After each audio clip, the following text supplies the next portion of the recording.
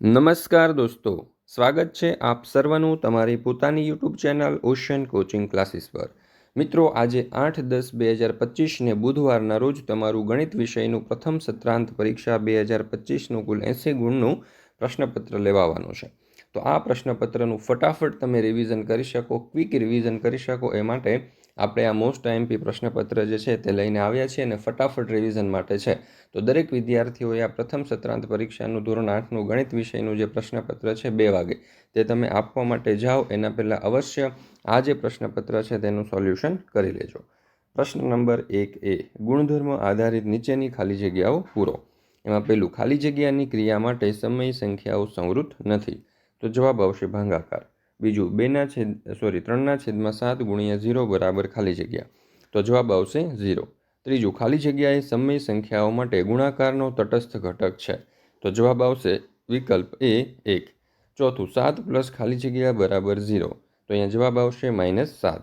પાંચમું, 2/5 plus 4/3 plus 7/6 બરાબર 2/5 plus 4/3 plus ખાલી જગ્યા, તો 7/6। છઠ્ઠું, 19/3 ગુણ્યા ખાલી જગ્યા બરાબર 1, તો જવાબ આવશે 3/19। મિત્રો, 3 થી 8ની પરીક્ષા માટેનું આ જે મોસ્ટ આઈએમપી પ્રશ્નપત્ર છે તેની પીડીએફ વોટ્સઅપ પર મેળવી શકો છો। નંબર છે 7046222254। ત્યાર પછી બી, ગુણધર્મનો ઉપયોગ કરી કિંમત શોધો કોઈ પણ બે જેના કુલ 6 માર્ક્સ છે।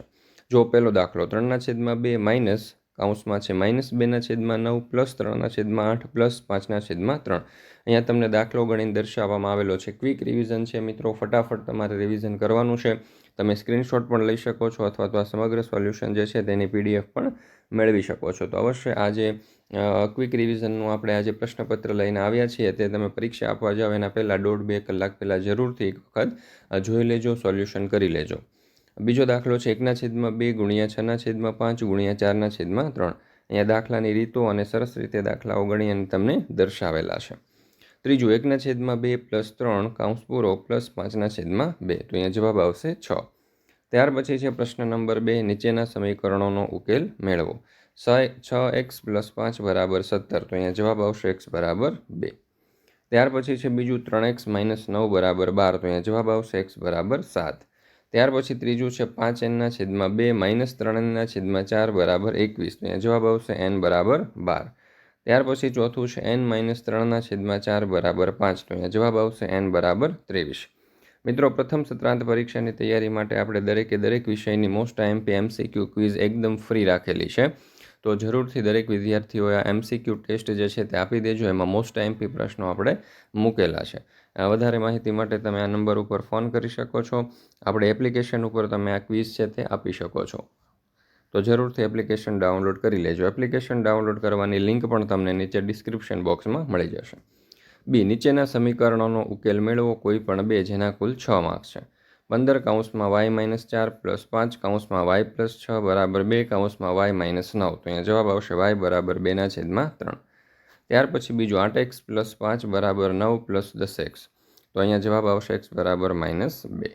ત્યાર પછી ત્રીજું z પ્લસ 7 બરાબર માઇનસ 8z/3 બરાબર 17/6 માઇનસ 5z/2। મિત્રો, પરીક્ષા આપવા જાવ એ પહેલાં જરૂરથી આજે ધોરણ 8 ગણિત પ્રથમ સત્રાંત પરીક્ષાનું જે પેપર સોલ્યુશન 2025 છે તે એક વખત જોઈ લેજો।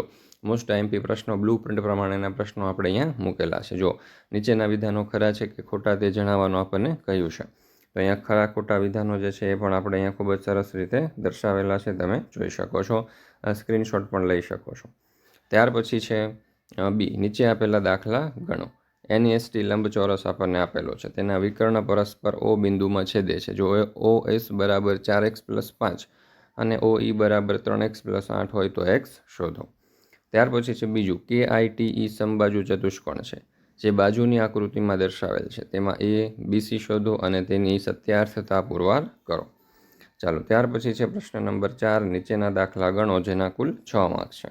પહેલું, બાજુની આકૃતિમાં દર્શાવેલ સમાંતર બાજુ ચતુષ્કોણ HEROમાં જો માપ ખૂણો h બરાબર 60 હોય તો બીજા બધા ખૂણાના માપ શોધો।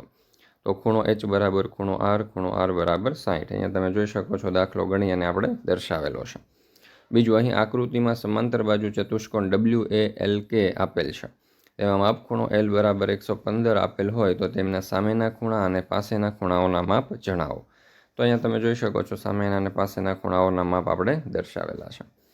ત્યાર પછી છે પ્રશ્ન નંબર 5. અહીં બાજુની આકૃતિમાં દર્શાવેલા પાઈ ચાર્ટના આધારે પ્રશ્નોના જવાબ આપો. અહીં છાત્રાલય કોઠાર રૂમમાં સંગ્રહ કરેલ અનાજ અને કઠોળની કુલ 720 બોરીની માહિતીના અંશ માપ બાજુની આકૃતિમાં દર્શાવેલ છે, તમે જોઈ શકો છો. તો એના ઉપરથી છે પહેલો સવાલ કે ભાઈ છાત્રાલયના કોઠાર રૂમમાં સૌથી વધુ અને સૌથી ઓછી બોરીની સંખ્યા કેટલી? તો જવાબ આવશે 220. ત્યાર પછી છે પ્રશ્ન નંબર 5. અહીંયા આકૃતિ આપણને દર્શાવેલી છે, બરાબર. એના ઉપરથી બીજો સવાલ, ચણા કરતાં ચોખાની કેટલી બોરીની સંખ્યા વધુ છે? તો જવાબ આવશે 80. અહીંયાથી મિત્રો તમે દરેકે દરેક દાખલો જે છે તેનો સારામાં સારી રીતે અભ્યાસ કરી શકો છો, સ્ક્રીનશોટ લઈ શકો છો અથવા તો PDF પણ મેળવી શકો છો. તો દરેક વિદ્યાર્થીઓએ અવશ્ય PDF મેળવી લેવી. જો તમે ધોરણ 6 થી 8ના ગણિત, વિજ્ઞાન, અંગ્રેજી અને સામાજિક વિજ્ઞાન વિષયો જે છે તે ઓશન કોચિંગ ક્લાસીસ સાથે દરેક પાઠ સમજૂતી સાથે સરળતાથી સમજવા ઈચ્છો છો, ભણવા ઈચ્છો છો, તો પોટેટો બેચની અંદર જરૂરથી જોડાઈ જજો. માત્ર 499 રૂપિયા તેની પ્રાઇસ છે આખા વર્ષની. પ્રશ્ન નંબર 6. નીચે આપેલા જોડકા યોગ્ય રીતે જોડો જેના કુલ 6 ગુણ છે. 1 થી 6 અંક લખેલ ઘન ભાષામાં એકી અંક આવવાની સંભાવના તો 1/2. આવી રીતે અહીંયા જોડકા આપેલા છે, તમે તેનો વિગતે અભ્યાસ કરી શકો છો. પ્રશ્ન નંબર 7. વર્ગ શોધવાના છે. પહેલું છે 47, તો એનો જવાબ આવશે 2209. 86નો જવાબ આવશે 7396. રીત આપણે અહીંયા દર્શાવેલી છે, તમે જોઈ શકો છો. ત્યાર પછી છે અવિભાજ્ય અવયવીકરણની રીતે વર્ગમૂળ શોધવાનું છે 6400, તો એનો આવશે 80. અહીંયા રીત દર્શાવેલી છે. ત્યાર પછી 1764, તો રીતે દર્શાવેલી છે, જવાબ આવશે 62. મિત્રો આ ક્વિક રિવિઝન છે, ફટાફટ રિવિઝન છે. પરીક્ષા તમે આપવા જાઓ, આ ધોરણ 8 ગણિત પેપર સોલ્યુશન 2025નો તમે અભ્યાસ કરી રહ્યા છો. પેપર આપવા માટે જાઓ એના પહેલાં 2-2.5 કલાક પહેલાં જરૂરથી આ જે પ્રશ્નપત્ર છે તેનો અભ્યાસ કરીને જજો. પ્રશ્નપત્રના દાખલા પણ સોલ્વ કરી લેજો, બરાબર. એને અથવા તો એક વખત ઉડતી નજરે જોઈ લેજો. પ્રશ્ન નંબર 9. નીચેના દાખલા ગણો જેના કુલ 6 માર્ક્સ છે. ત્યાર પછી છે બીજું, એક ગામમાં ગણેશ ચતુર્થી ઉજવવા માટે કુલ 6400 રૂપિયાનો ફાળો એકઠો થયો. ગામમાં જેટલા ઘર છે તેટલા રૂપિયા દરેક ગામના લોકો દાનમાં આપે છે, તો ગામમાં ઘરની સંખ્યા કેટલી હશે? તો 80. ત્યાર પછી છે નીચેની સંખ્યા અવિભાજ્ય અવયવીકરણની રીતે ઘનમૂળ શોધો, તો અહીંયા જવાબ આવશે 8. ત્યાર પછી છે 13824, તો અહીંયા જવાબ આવશે 24. ત્યાર પછી છે પ્રશ્ન નંબર 11. નીચેના દાખલા ગણો કોઈ પણ 2. 243, તો અહીંયા જવાબ આવશે 3 વડે ગુણીએ તો તે પૂર્ણ ઘન બનશે. 192, તો 192ને 3 વડે ભાગવાથી તે પૂર્ણ ઘન બનશે.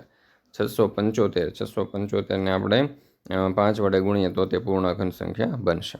તો મિત્રો અહીંયા આપણે આ ધોરણ 8નું 2025નું પેપર સોલ્યુશન 2025 જે છે ત્યાં પૂર્ણ કરીએ છીએ. મિત્રો જરૂરથી એક વખત પરીક્ષા આપવા જાઓ એના પહેલાં આ જે વિડીયો છે તે અવશ્ય એક વખત જોઈ લેજો, જેથી કરીને આ બ્લુ પ્રિન્ટ પ્રમાણેના દરેકે દરેક દાખલાની રીત જે છે તમને આવડી જાય. આના જેવા કોઈ પણ દાખલા પૂછાય તો તમે સરળતાથી ગણી શકો. દરેકે દરેક વિદ્યાર્થીઓએ અવશ્ય આ જે વિડીયો છે તમારા દોસ્તો મિત્રો સુધી શેર કરી દેજો. તો તમે પ્રથમ સત્રાંત પરીક્ષાની અંદર સારામાં સારા ગુણ પ્રાપ્ત કરો એવી તમને શુભેચ્છાઓ. Best of luck.